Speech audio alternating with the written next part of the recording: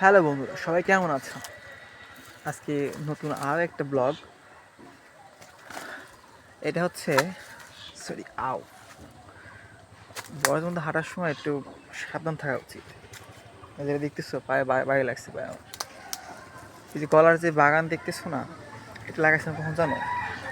যখন আমাদের এখানে ঝড় হয়েছিল, তখন ঝড়ের মধ্যে থেকে আমি কিছু কলার গাছ তুলে নিয়ে এসে লাগাইছিলাম 6-7টার মতো। এখন কলার গাছ এসে দাঁড়াইছে অনেকগুলা, আমি ঠিক মতো গুনতেও পারি না এখন। আরেকটা মজার বিষয় জানো তো, যে এখন প্রত্যেকটা কলার গাছে কলার বেশিরভাগ কলার গাছে কলার কান আসছে।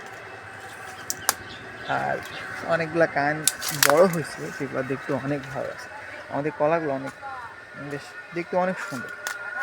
আরও দুটো গাছ নিয়ে এসেছি, যেটা সবরি কলা গাছ। গাছ দুটা এখনও ছোট আছে, ছোট বলতে গেলে ধরো এটা যদি মাটি হয় এখান থেকে এতটুকু হয়েছে, উজ দেখা যাচ্ছে এখান থেকে। আর বাদ বাকি যেগুলো নিয়ে এসেছিলাম সবগুলা অনেক বড় বড় হয়ে গেছে গাছ। আর আরেকটু পেঁপের চারা নিয়ে এসেছিলাম, মানে বীজ বলতে পারো, পাহাড়ি বীজ, যেগুলো তোমার পাহাড়ের সাথে স্লেটে হয়, ওইখান থেকে মিষ্টি পেঁপের জাত। তো ওইখান থেকে নিয়ে আসার পর আমি কিছু চারা দিচ্ছিলাম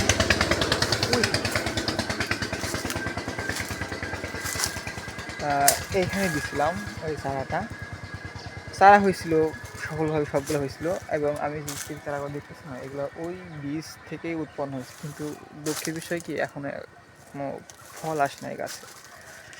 জানি না কবে আসবে। সবগুলো গাছ লাগাইছিলাম, বাট সবগুলো হয়েছে, কিন্তু এখনো একটাতে ফল আসেনি।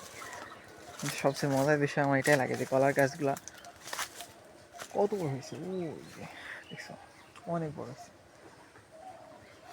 কলা ধরতেছে। এদিকে আমি একটা কাইট নিয়ে গেছিলাম, এত বড় হয়েছে কলার কাইট, এত বড় হয়েছে।